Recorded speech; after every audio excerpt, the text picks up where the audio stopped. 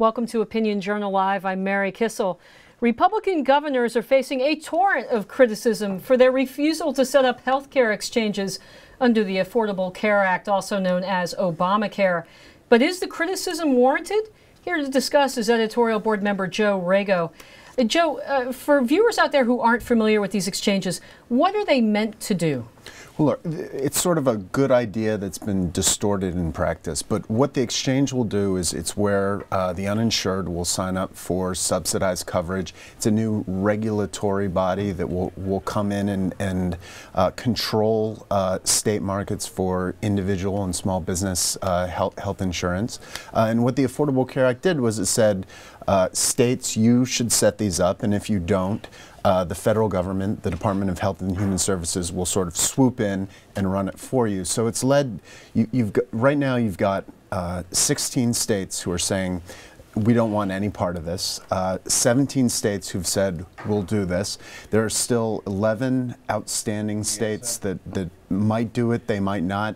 And then there's a few states, 6 states, who want help from the federal government. They'll run part of it, and the federal government will partner with them on the rest. Okay, Joe, when I hear the word exchange, and I guess private insurance companies are going to come in and so-called compete on these exchanges, that sounds like a good thing from a market perspective. Why do these governors not want to do this? Right, well, they want flexibility to design the architecture of the exchanges themselves. They sort of, and what HHS is saying is, we're going to call it a state-run exchange, but it's not really going to be state-run. It's actually going to be run out of Baltimore, which is where most of HHS is located. So the governors are saying, well, we're going to get the blame for anything that goes wrong. We're going to be on the hook for all the costs. What costs? What could go wrong? Well, it's a massive logistical and operational undertaking to set up these things. You know, it's a huge, it requires huge investments in information technology, for instance.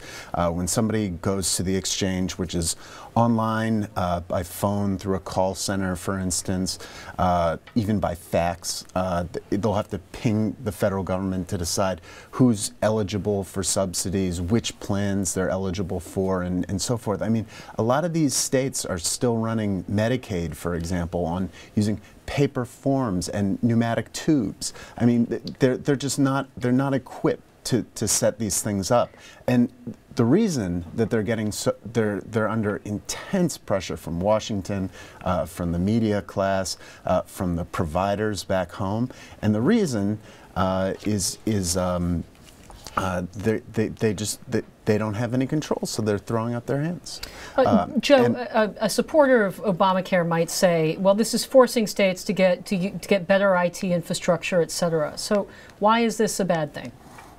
Well, it's because they can't physically do it? Right. They don't want to do it. They don't want any part of it. And the reason, I lost my train of thought earlier, the reason they're getting so criticized is because the federal government is not really prepared to do this job earlier. I mean, looking at the numbers, they may be running exchanges in full or in part in as many as 30 states, 25 states. They're not really prepared either, so they're looking for a scapegoat. That's why they're going after these governors. And names of governors who are resisting very quickly, 2 or 3? Well, Rick Scott, Florida? Rick Scott has turned around under pressure from the provider lobby.